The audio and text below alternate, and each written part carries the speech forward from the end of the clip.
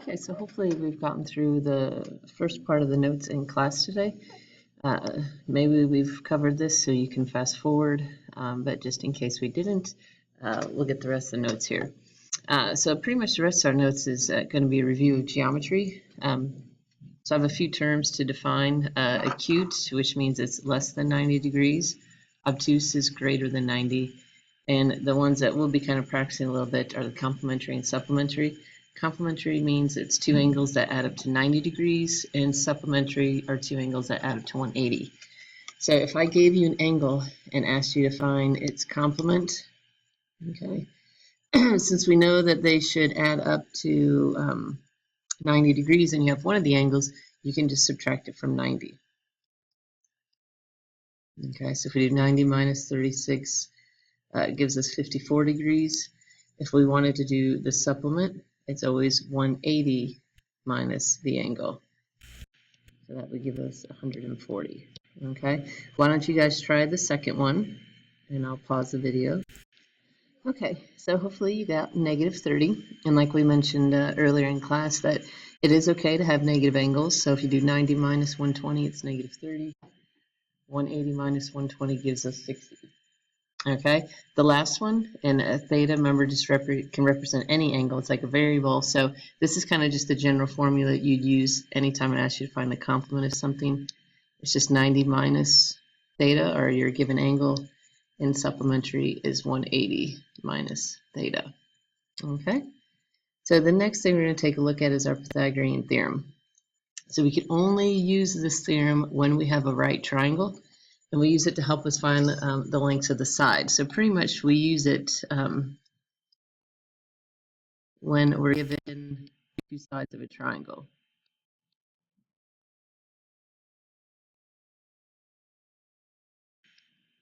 Okay, and hopefully you remember your Pythagorean theorem. A squared plus b squared equals c squared.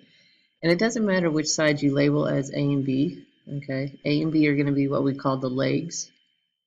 Okay, and those are the two sides that form the right angle, and C has to be your hypotenuse. Okay, so you're going to be given two of those three sides. You plug it into that equation and solve for the missing side. So here we're given A is 5, so we'll plug it in, so it's 5 squared. We're trying to find B, so it's plus B squared, and then we'll plug 13 in for C, and then it's equals 13 squared. So I'm going to square the 5, which gives me 25, plus b squared. 13 squared is 169. To solve, we can subtract 25 from both sides. So it gives us 144. And your last step to find the missing side, in this case b, is you'll take the square root. Okay, so that's your Pythagorean theorem. Now, the last thing we're going to take a look at is our special right triangles. There are two of them. One is called the 45, 45, 90, and those represent the three angles of the triangle. Now, no matter what size, as long as it's, the three angles are 45, 45, and 90, the relationship of the sides are always going to be the same. Okay, so remember, these little hash marks tell you that those two sides are congruent. So that's going to be our first relationship of the sides. Okay, so the legs are congruent. Second is how the leg and hypotenuse relate to each other. Okay, the hypotenuse is radical 2 times the leg.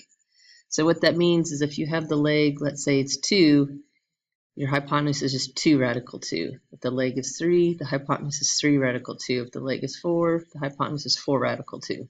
Okay, so you're always just putting a radical 2 or multiplying, the leg by radical 2. Now, on these, you're only going to be given one of the sides, okay, and then you're going to have to find the remaining 2. So pretty much, I'm going to make up this little chart, and I'd like for you to go ahead and copy it down, and we'll talk about it here in a moment. Okay, so this chart here in green, you might want to kind of memorize. Okay, so the first letter tells you like which side you're given. So like I'd be given a number value for the leg, so I know the other leg is exactly the same. And then to find the hypotenuse, I take whatever the leg value is and multiply it by radical 2. But sometimes we might be given hypotenuse and we're going to be trying to find the leg. So you take whatever the leg value or the hypotenuse is and you divide it by radical 2. So let's take a look at a couple examples. So if we look at the first one, we're given the leg, and I have to find the other leg, which we know that they are congruent. So it's going to have the same value of 3. But then I need to find the hypotenuse. Okay? So then how we can do that is we just take whatever, like we have the leg, we're trying to find the hypotenuse, okay, which is y. All we're going to do is take the leg value, which is 3, and multiply by radical 2. So you don't physically multiply them together to get the square root of 6, you just put the 2 side by side. Okay, if we take a look at the next one, this time I'm given the hypotenuse. Whoops, okay, move that back down. Okay, I'm given the hypotenuse, and I'm trying to find a leg. Okay, so then you look back at your chart. I'm given h, I'm trying to find L.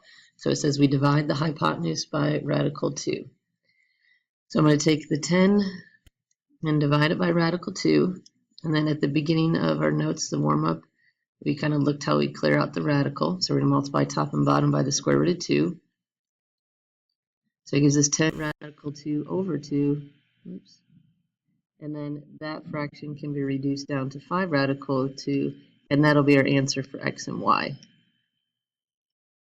Okay. Then why don't you guys try number 3, because if you notice, you're given the hypotenuse, and you have to find a leg. So go ahead and find that. Okay. So we take the hypotenuse 4, divide it by radical 2. We clear out the radical by multiplying top and bottom by the square root of 2.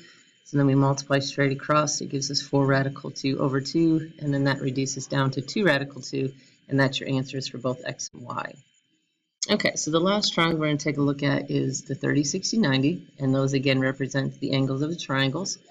Now these, the sides are labeled a little bit differently, okay, because all 3 sides are different in length. So one side is referred to as the shortest, and that's the one always across from the 30, because the 30-degree angle has the narrowest opening. The medium side is across from the 60, and then the hypotenuse is across from the 90. Okay, so I'm going to go ahead and uncover the relationships and have you guys jot those down. Okay, so we have the hypotenuse is 2 times the length of the shortest side. So let's say x was our short side. Okay, to find the hypotenuse, it's 2 times that amount, so it's just going to be 2 times x. To get the medium, it's radical 3 times the shortest side. So if my shortest side is x, I'll multiply it by radical 3. Okay, so I'm going to make up a little chart here that can help you in doing your calculations, and I'd like for you to go ahead and copy that down. Okay, so here's our chart.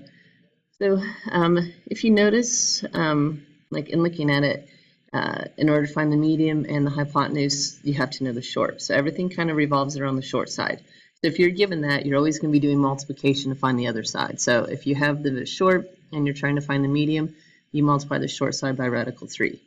If you have the short and you're trying to find the hypotenuse, you multiply the short by radical 2.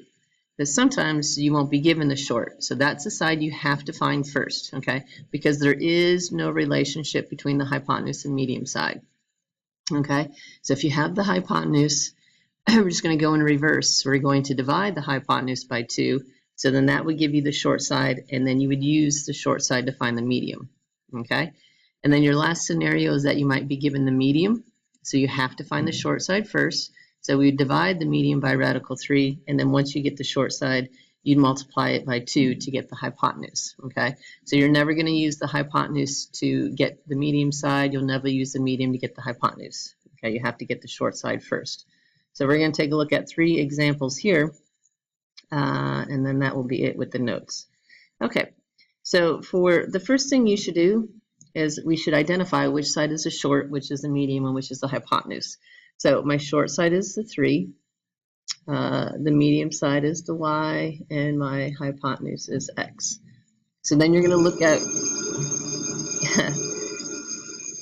which side where you have a number value. So I have a number value with the short side. Okay, now let's say I wanted to find x first. Okay, so I have the short and I'm trying to find the hypotenuse. So then I'll go back up to my chart. S to H says I multiply the short by 2. Okay, so that's going to be 2 times 3. That'll give me my hypotenuse as 6. Okay, now I need to find y. Okay, and y is my medium side. Again, I use the short to find the medium. So if you scroll back up and look at your chart to go from short to medium, you're going to take the short side and multiply it by radical 3. So those are your two answers there. Okay, so let's take a look at the second one. And I'd like for you to go ahead and try and label which is the short, which is the medium, and which is the hypotenuse. So, my short should be x, the medium should be y, and the hypotenuse is 16. Okay, so when you look at the three sides, the side that has a number value is the hypotenuse.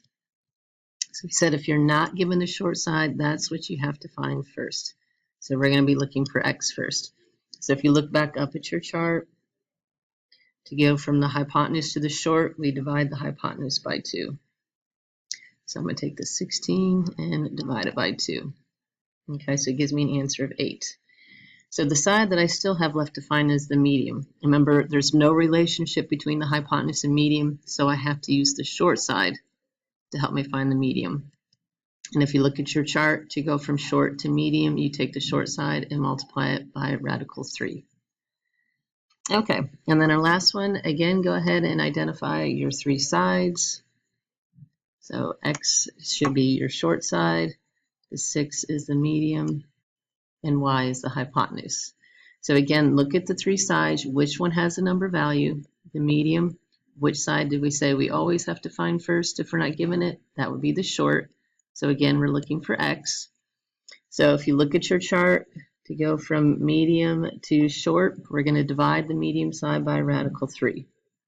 So I'm going to take the 6, divide it by radical 3. And again, we have to clear out that radical. Okay. So then when we multiply straight across, it gives us 6 radical 3 over 3. And that reduces down to 2 radical 3. Okay, so that's my short side. So what I have left to find is y, and that is my hypotenuse. But remember, I can't use the medium to find the hypotenuse. I have to use the short. Okay, so to go from short to hypotenuse, it says we take the short side and multiply it by 2. So it's going to be 2 times that short side. Now, since both these 2's are not under a radical, I can go ahead and multiply those together. So then my final answer would be 4 radical 3. Okay, so if you're having a little trouble, that's fine. We're going to be practicing some more next class. But your job is really to start to memorize these charts. Okay, there's no other way around finding things without memorizing that information.